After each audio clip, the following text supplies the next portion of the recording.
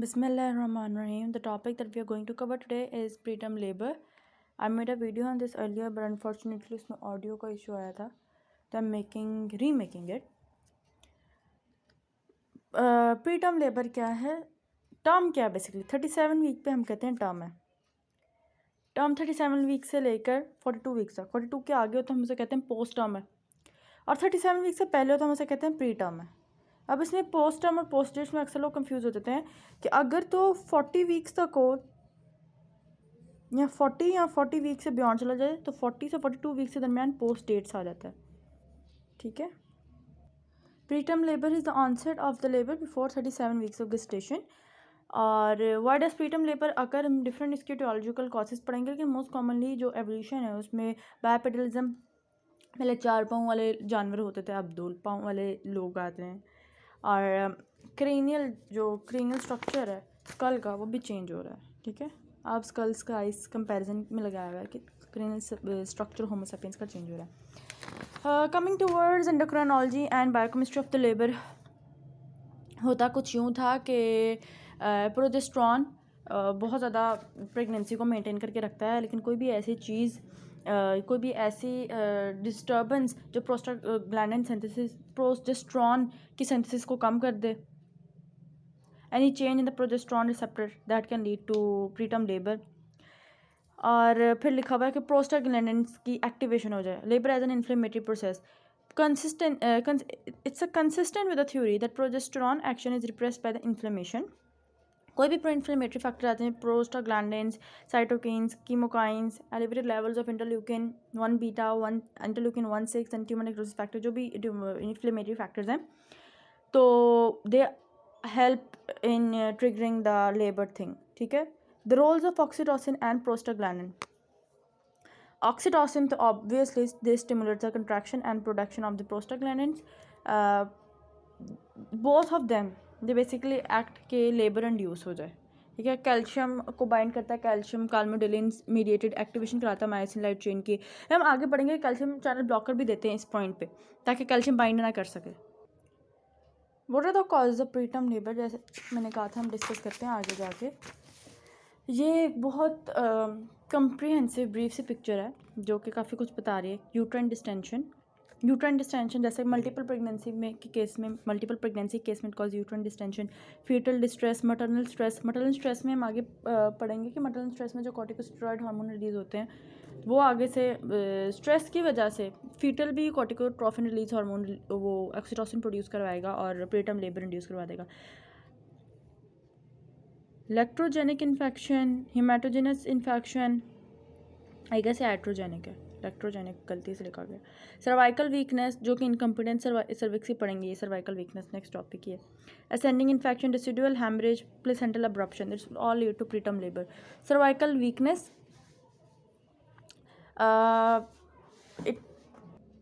when the cervix is incompetent because of cone biopsy या previous कोई भी surgical cervix की सर्जरी हुई हुई है, and lead to painless premature cervical dilatation और painless mid second trimester losses हो जाता है ख़वातीन का.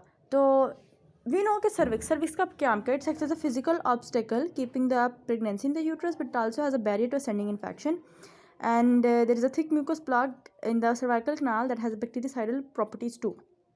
तो जब सर्विक्स वीक हो जाएगी तो it can lead to preterm labour. इसी तरह भी infection, ascending infection, chorioamnionitis, premature rupture membrane हो गया. तो major cause of preterm birth particularly in deliveries occurring before 32 weeks, and there is 3-fold risk of preterm delivery as well as infection.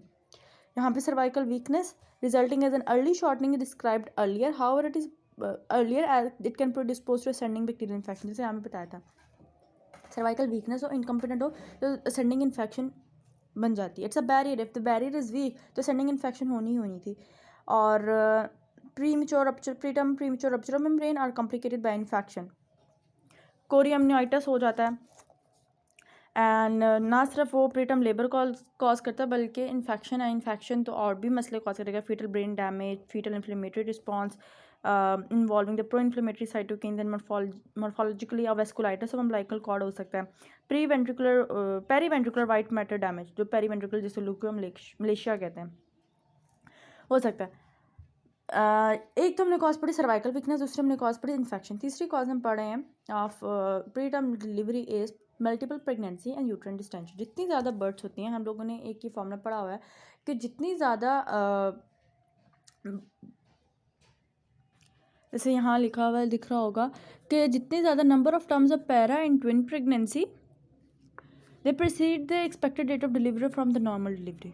जितने ज़्यादा twins होंगे उतने ही ज़्यादा, उतने ही उस तरह ही proportionally expected date of delivery से पहले ही प्रीटर्म लेबर लग जाएगी, लेबर स्टार्ट हो जाएगी। दूसरी सिचुएशन है polyhydramnios. Polyhydramnios presence of too much amniotic fluid also increase the risk of preterm labor and premature rupture of membrane. Also has an effect that is not great as with the twins. Twins का तो obviously ज़्यादा uterine distension होगी, लेकिन ये भी polyhydramnios also cause distension phenomena. और इसे treat करने के लिए if you go for amnio drainage, तो amnio drainage के अलग नुकसान आता है कि वो बजाते खुद प्रीटर्म लेबर और term premature rupture of membrane करा देता है। यूट्राइन मलेरियन अनॉमलीज, बाइकॉर्नेट यूट्रस हो, यूनिकॉर्नेट यूट्रस हो, कोई भी सेप्टा वगैरह हो, वो भी ऑब्वियसली क्या करेगा, यूट्राइन डिफेक्ट कराएगा। मतलब प्रीमेच्योर लेबर, यूट्राइन डिफेक्ट की वजह से प्रीमेच्योर लेबर इंड्यूस करवाएगा। अब मटरनल कॉम्प्लिकेशंस क्या होती है, chorioamnionitis, endometriosis, cervicitis. Fetal complications क्या होंगे, इधर lead to cord prolapse, placental detachment, pulmonary hypertension. ये फर्दर मसले मसाइल ऑब्वियसली होंगे।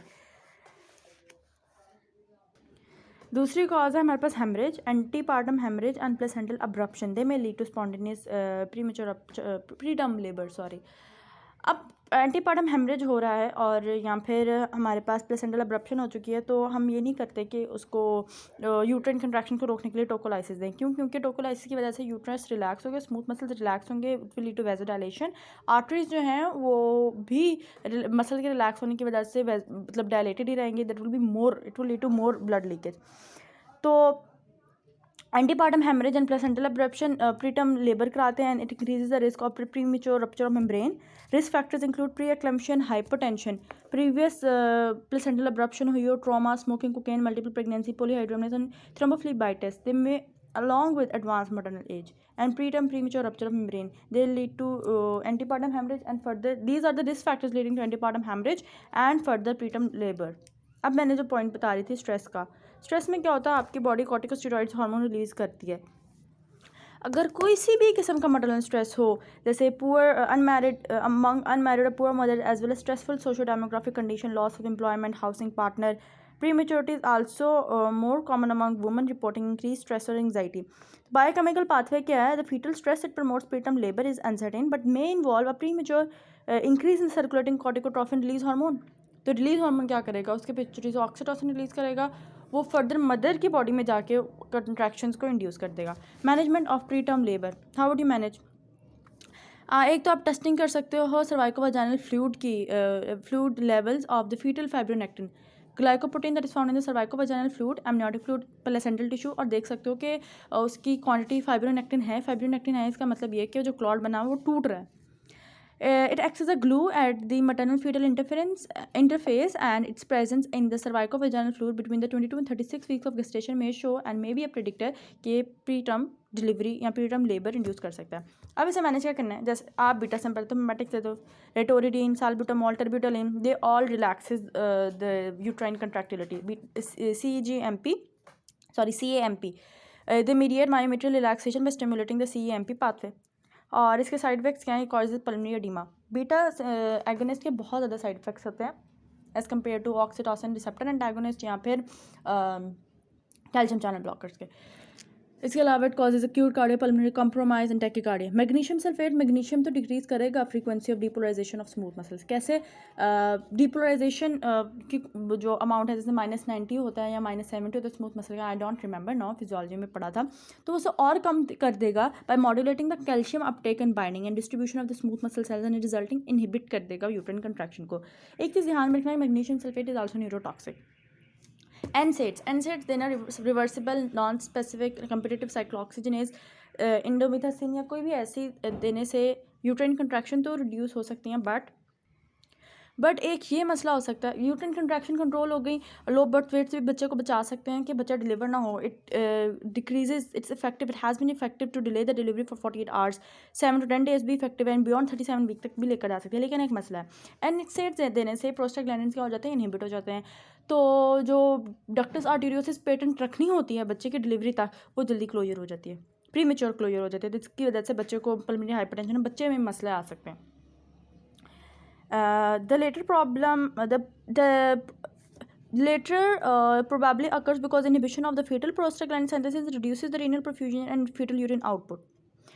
इंडोमेथासिन जैसे कि यहाँ लिखा हुआ, रीनल परफ्यूजन भी कम होगी, रीनल आउटपुट भी कम होगी, तो ऑब्वियसली रीनल यूरिन ही बनाता था, क्या बनाता था, amniotic fluid, तो it will lead to oligohydramnios, but it is reversible after discontinuation of NSAIDs, oligo की कंसनट्रेशन, ओलिगो की कंडीशन ना रहे और वो वापस नॉर्मल चला जाए।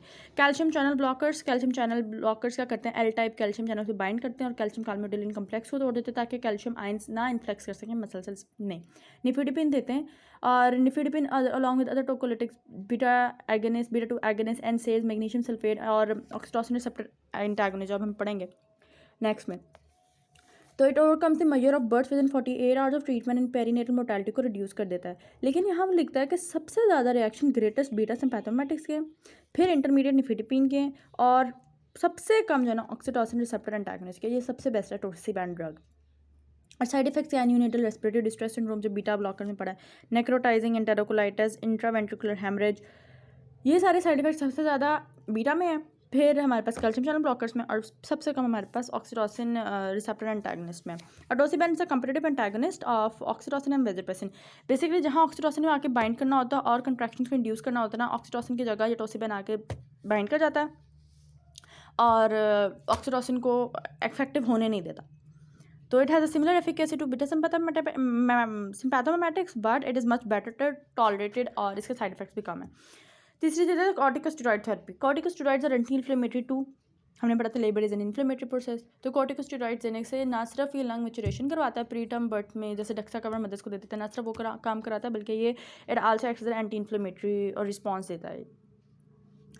और डेक्सामेथासोन प्रिपरेशन देते वक्त एक चीज़ का ख्याल रखना, बहुत ओवर नहीं, एक्स्ट्रा नहीं देती। जैसे currently betamethasone and dexamethasone they are recommended, they are able to cross placenta in their active forms and have comparable properties, but some dexamethasone की प्रिपरेशन दे हैव सल्फाइड, और सल्फाइड क्या कर देता है, न्यूरोटॉक्सिसिटी, जैसे कि मैग्नीशियम सल्फेट में भी खाता है, वो न्यूरोटॉक्सिक होता है। एंटीबायोटिक्स जैसे कोरियम नाइटिस हो रहा है, कोई भी इन्फेक्शन हो रही है, infection can lead to preterm they're predisposing women to preterm labour and preterm delivery, तो एंटीबायोटिक्स देने से हम रोक सकते हैं। वैसे तो ऐसा कोई भी क्लिनिकली प्रूव नहीं हुआ, इट्स डिसअपॉइंटिंग टू नो कि डायरेक्टली कोई इफेक्ट नहीं है। लेकिन हाँ, प्रीमेच्योर रप्चर ऑफ मेम्ब्रेन अगर हो जाए तो हम erythromycin has been shown to improve the neonatal outcomes, but that antibiotic treatment in women with intact membrane has no benefit. Premature rupture of membrane हो जाए और कोरियम नाइटिस हुआ या कोई भी इन्फेक्शन हुई तब इफेक्टिव है एंटीबायोटिक, वरना नहीं। प्रीमेच्योर रप्चर ऑफ मेम्ब्रेन को कैसे रोका जाए, अगर तो हो गए तो फ़ौरन उसे डेक्साकवर लगा दें और फिर देखें कि पोस्टनेटल उसका सर्वाइवर कितना है, बर्थ वेट कितना है, उसकी गेस्टेशनल एज कितनी है। स्पेकुलम पे एग्जामिन करें। स्पेकुलम पे एग्जामिनेशन पे क्या होगा, जो पोस्टीरियर ब्लेड होगा ना, उस पर एकदम पूल ऑफ लिकर आएगा, तो आपको पता लग जाएगा हाँ कि मेम्ब्रेन सब तो फट चुकी हुई हैं। इस स्टेज में भी आपने टोकोलाइसिस नहीं देना। Tocolysis is an contraindicated to increase risk of maternal and fetal infection in patient with preterm premature rupture of membrane। एक तो आपने एंटीपार्टम हेमरेज में नहीं देना, जैसे यहाँ लिखा तो अरे यहाँ नहीं देना आपने प्रीटर्म प्रीमेच्योर रप्चर मेम्ब्रेन में। हाउ डू यू प्रेडिक्ट कि प्रीटर्म डिलीवरी होने वाली, पास्ट ऑब्स्टेट्रिक हिस्ट्री अगर पहले हुई थी तो फिर 4 टाइम ज़्यादा चांस है कि उसकी दूसरी भी हो। दूसरा ultrasound measurement of cervical length, transvaginal approach के थ्रू आप you'll measure the cervical length और आप देखेंगे जितनी सर्विक्स छोटी होती जा रही है, इसका मतलब है preterm delivery soon to be expected, is expected in near future. The combination of cervical length and obstetric history can predict about 80% of extremely early spontaneous delivery. ठीक, how would you prevent progesterone maintain करने के लिए progesterone ही देंगे, दिल promote the uterine quiescence and inhibit the production of pro inflammatory cytokines. Intramuscular injection भी दे सकते हैं hydroxy progesterone कैप्रोएट का। सर्वाइकल सर्किलाज क्या है मैं बताती हूँ। सर्वाइकल सर्किलाज क्यों किन ख़वातीन में करते हैं वो भी लिखी हुई यहाँ पे। होता यह है कि हम लोग डॉक्टर्स जब देख लेते हैं कि सर्विक्स इनकम्पिटेंट ड्यू टू कि प्रीवियस हिस्ट्री है कि mid trimester losses and preterm deliveries history indicating के सर्किलाज की ज़रूरत है। और when the cervix is short, यहाँ पे कोई भी सर्जरी हुई है, प्रीवियस प्रीटर्म बर्थ हुई है, अल्ट्रासाउंड इंडिकेटेड सर्कुलर, कोई भी प्रीवियस बर्थ हुई है, कौन बायोप्सी हुई है, सर्जरी हुई है, प्रीवियस हिस्ट्री के बार मिड सेकंड ट्राइमेस्टर लॉसेस हैं, cervix is dilating the absence of contraction भी नहीं आ रही है और फिर भी डायलेट करिए, तो क्या कहते हैं, सर्विक्स है। सपोज दिस इज सर्विक्स, उस पर हम लोग पर्स स्टिचेस लगा देते हैं। पहला स्टिच ऐसे जाएगा फिर निकल जाएगा, फिर दूसरा स्टिच ऐसे जाएगा फिर निकल जाएगा, तीसरा स्टिच ऐसे जाएगा फिर निकल जाएगा, चौथा स्टिच ऐसे जाएगा। इन दोनों को पकड़ के ऐसे, जैसे नहीं पोटलियाँ होती थी पहले ज़मानों में, तो ये सारी सर्विक्स हो जाएगी। पहले इतनी थी तो इतनी क्लोज हो जाएगी, ठीक है। और 36 वीक पे इसे को खोल देते हैं स्टिच को। टाइप्स ऑफ सर्किलाज, अब बेसिकली है कि हम लोग ने पर्स स्ट्रिंग स्विचर लगाना है। इनके स्विचर्स के नाम होते हैं, एक होता है मैकडोनल्ड्स ट्रांसवजाइनल सर्किलाज, ट्रांसवजाइनली जाते हैं, स्विचर लगाते हैं। पर्स स्ट्रिंग स्विचर का मटेरियल मर्सलिन टेप होता है। Is inserted at the cervicovaginal junction without bladder mobilisation. Bladder को मोबिलाइज नहीं करना पड़ता, बस सर्विक्स को हम जाके स्टिचअप कर देते हैं। Shirodkar stitch that is high transvaginal, इसमें हम लोग ब्लैडर को थोड़ा सा ऊपर पुश करते हैं, मोबिलाइज करते हैं। Transvaginal purse string suture is inserted following bladder mobilization and it allows insertion above the level of cardinal ligament, जो uterosacral ligaments and transcervical ligaments लगे हुए हैं, उस लेवल पे जाके उसे स्टिच करते हैं, इसलिए ब्लैडर को मोबिलाइज करना पड़ता है। तीसरी जो उसकी फॉर्म लिखी हुई है वो है कि ट्रांस एब्डोमिनल हब लगाएं, transabdominal cerclage. Suture inserted at the cervicoisthmic junction, हमें पता है यूट्रस का सर्वाइको इस्थमिक जंक्शन कौन सा है, दिस इज यूट्रस।